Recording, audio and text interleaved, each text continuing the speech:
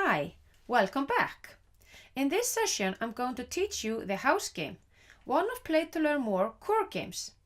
Core games are games that you can play again and again, always using the same structure but different objectives. Today you might be using the game to teach letters and sounds, and tomorrow you're using the same game to teach math or a foreign language. Children like singing the same song again and again. And they also like playing the same games again and again. And Housegame is one of Play to Learn More core games. The Housegame can be used as a single activity or a part of the Play to Learn More structured lesson. If it's a part of a lesson, it's used in the beginning of a class as a group game, as we talked about in the previous session. The structure of a Play to Learn More lesson. Using Housegame has the potential to introduce new concepts for revision and also for assessing each child's competence. Play to Learn More recommends that the learning objectives are aimed at the most able children in the group, allowing for less able to follow, imitate and learn from their classmates. In the Housegame, the teacher is an active participant and asks questions. The teacher encourages all abilities, organizes and oversees the physical action, motivates with open questions and guides when necessary. The only equipment needed in the Housegame are large different colored hula hoops. Then, the necessary material related to the learning objectives are added to the game.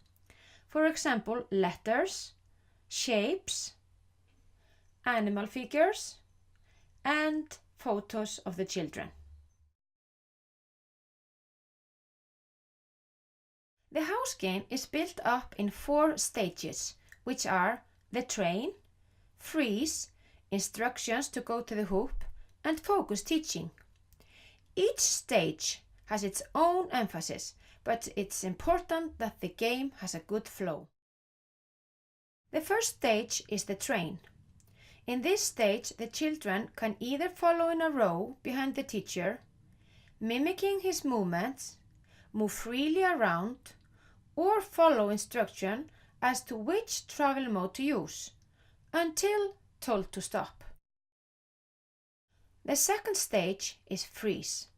The teacher instructs the group to freeze. Here it's important to wait until everyone is standing still and ready to listen to the instructions for the next stage. The third stage is instructions to go to the hoop. The teacher uses either verbal or visual instructions that gives clues as to which hoop to go to.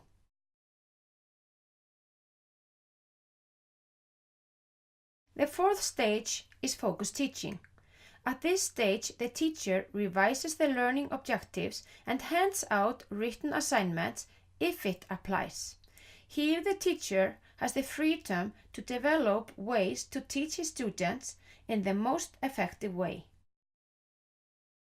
Remember, at this point, the students are required to have only one part of the body on the hoop, not inside it, to avoid that they touch the teaching material unless the teacher invites them to.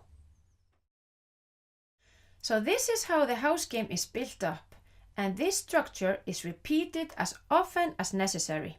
Remember that each stage has its own emphasis, so it's important to play the whole game, and practice teaching needs practice planning.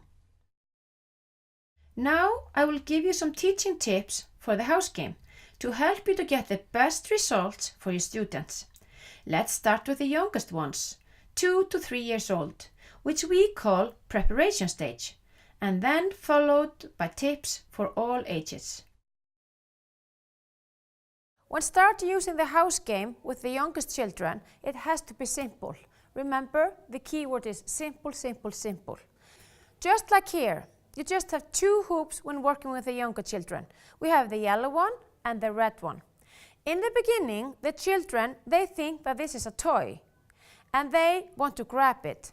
So the teacher either had to stand on the hoops while the children are understanding and learning that this is a part of the game and this is a equipment related to the game, or the teacher can tape it down so he or she can move freely around and teach the children.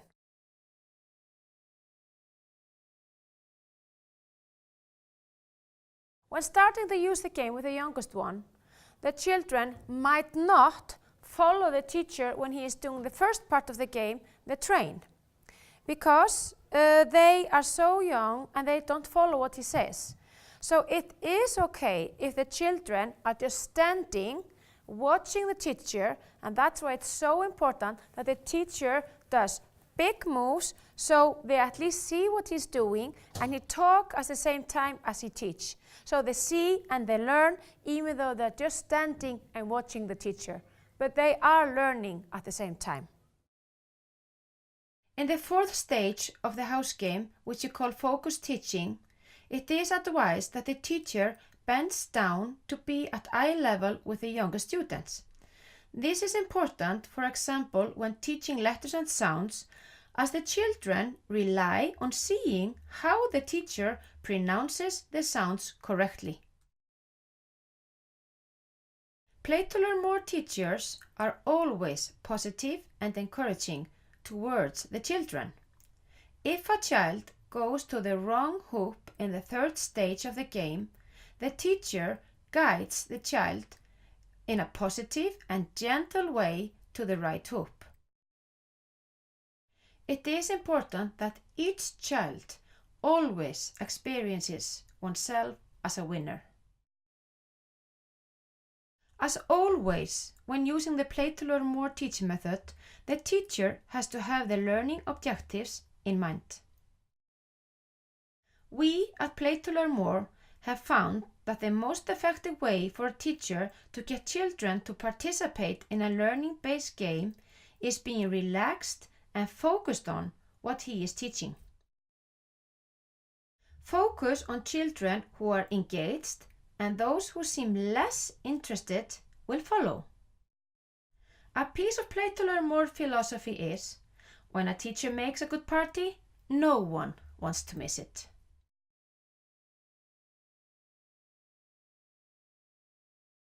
When we are teaching the older children, like 5 to 8 years old, we usually have more children in each class.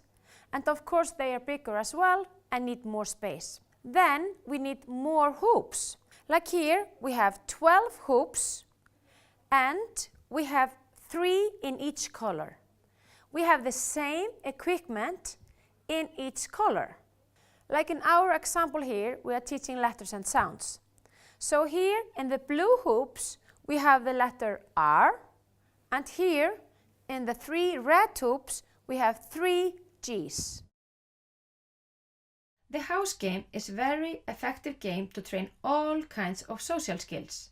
For example, collaboration, leadership, and self-confidence. In the first part of the game, the train, leadership can, for example, be trained by letting a child be first in line in front of the teacher and decide what movements to do. In this session, we have introduced the house game, one of Play to Learn More core games. It is an effective tool to introduce almost all the curriculum subjects for 2 to 8-year-old students.